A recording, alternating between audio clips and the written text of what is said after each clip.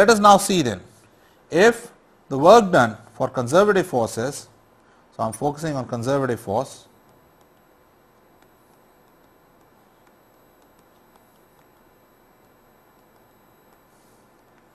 if the work done is independent of path 1 to 2, which is equal to integration f dot dl from 1 to 2, then I can write this as the difference between a quantity at these 2 points. I will interpret this in a minute, but for the time being let me call it the potential energy.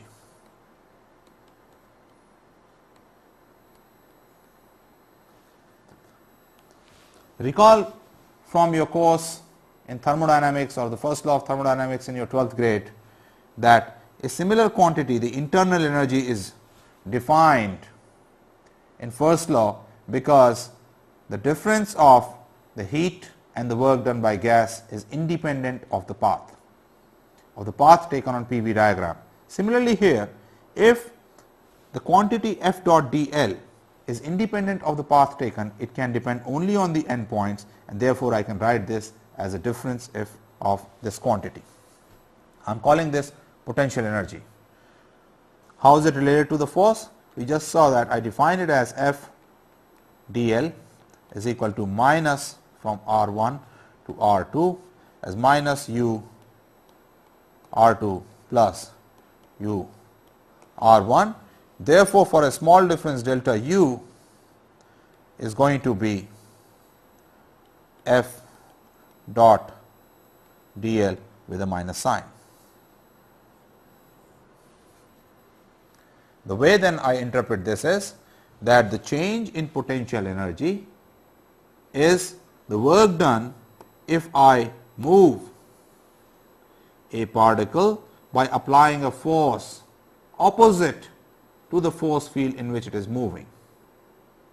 For example, if I were to move it in a gravitational field, I will keep it in balance by applying a force opposite to the gravitational field. That is what this negative sign integrates. And the work I do, not the force field, but the work I do in moving the particle is equal to the change in the potential energy. That is the interpretation of potential energy. So, potential energy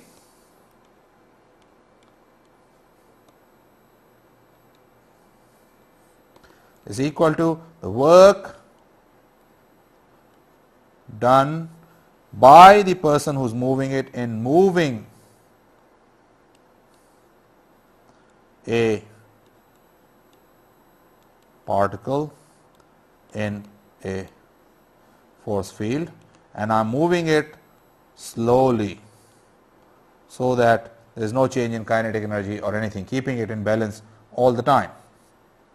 So, let us see, if I apply the work energy theorem to this case, what happens? Let me again write, I am talking about conservative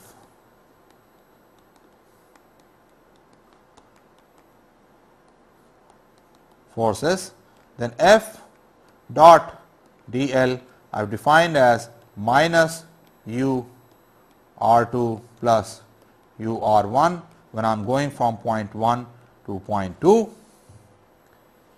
This by work energy theorem is nothing but Ke at point 2 minus Ke at point 1, and this is going to be equal to minus U at point 2 plus U at point 1, and if I reshuffle, I immediately get that Ke at 2 plus U at 2 is equal to Ke at 1 plus U at 1.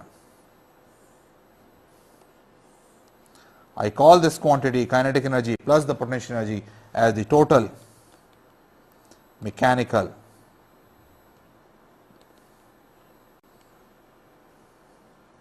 energy.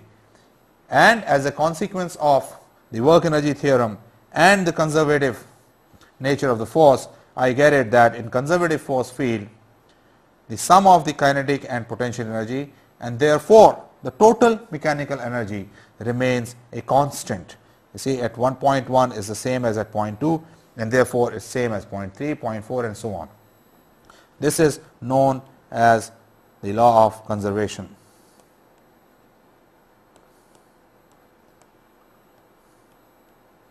Energy. So let us see what we have seen so far. We have seen that I can define the kinetic energy as equal to 1/2 mv square, work as F dot dl integrated over, work may be path dependent, it may be path independent. This I call non-conservative force, and this is conservative force. And if it is conservative, I can define a quantity called potential energy. Actually, I should really say it's the difference in potential energy, which is defined as U R2 plus U R1 is equal to F dot dl between 1 and 2, and we saw that change in the potential energy at a position is equal to minus F at that point times dotted with dl. And for conservative forces,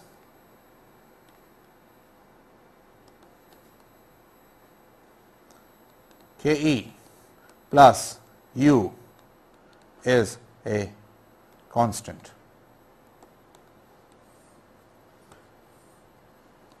The two key concepts that we have come up in this discussion is work energy theorem and conservation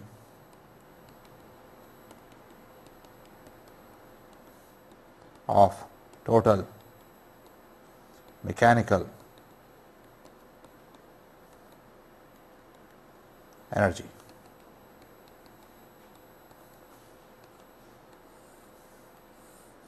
Before their application and discussing more about them, I want to spend some time to get a feel for the potential energy.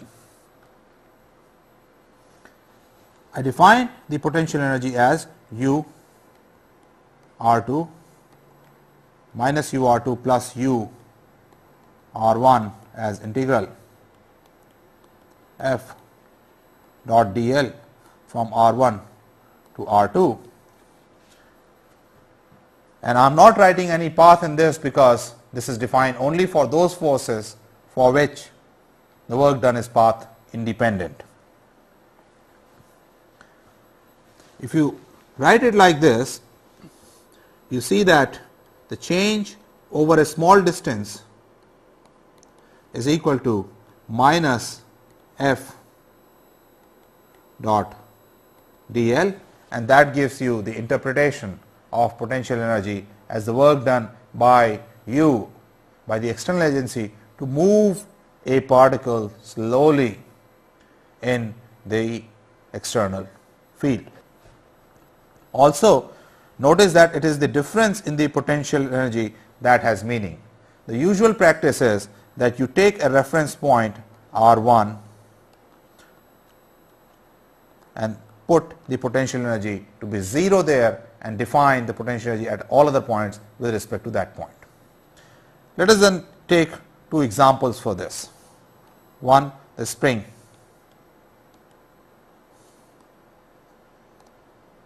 System in which if a particle is displaced by distance x from the equilibrium position, the force F applied by the spring is minus kx, and therefore, if I were to calculate u x2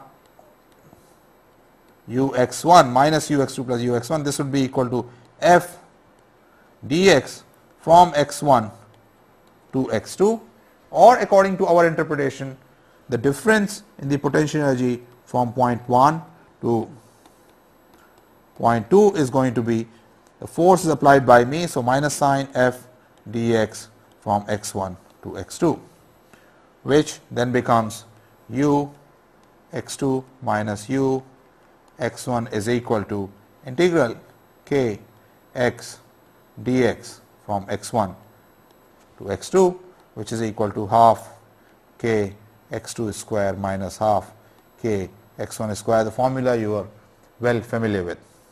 Also, I take in this case u at x equal to 0 to be 0, and that is my reference point, and therefore, I write in general u x is equal to 1 half k x square.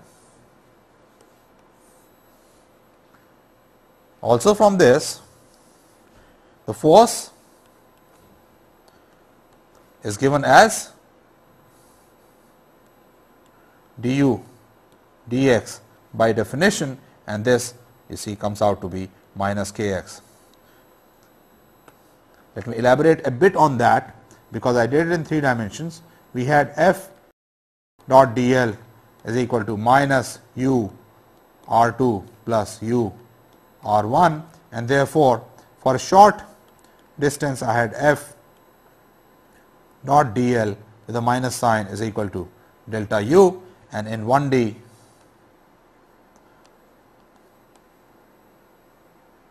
that will give me f equals minus du dx. Let us take another example, that of gravitational field, in which the force F as a function of r is given as minus g m m over r square. So, if I were to calculate the potential energy at a point r2 with respect to r1, this is going to be minus f r, and I move the particle along the radial line from r1 to r2, and this gives me integral g m m over r square dr from r1 to r2, which is equal to minus g m m over r r1 r2, and therefore, I get u r2 minus u r1 as equal to minus g m m over r2 plus g m m over r1. In the case of gravitational field, I take u reference point at infinity, so u r1 at infinity to be 0, and that defines my u uniquely as minus g m m over r. You can again see that the force in the radial direction is going to be minus du over dr, which is minus g m m over r square. So far, you notice I have been focusing on one dimensional cases, and that is because the work done or the energy, whether kinetic or potential, are all scalar quantities, whereas the force and the displacement are vector quantities, and the two are related by this dot product, which becomes quite easy to work with in one dimensional case. For 3 dimensional cases, I will talk about later. We have special techniques to check things out. So, from now on I am going to concentrate on 1D case and talk about energy conservation in one dimension. As I had mentioned in the beginning of the lecture, that a motivation to develop the conservation principles of linear momentum and energy is to make solutions of problem easier.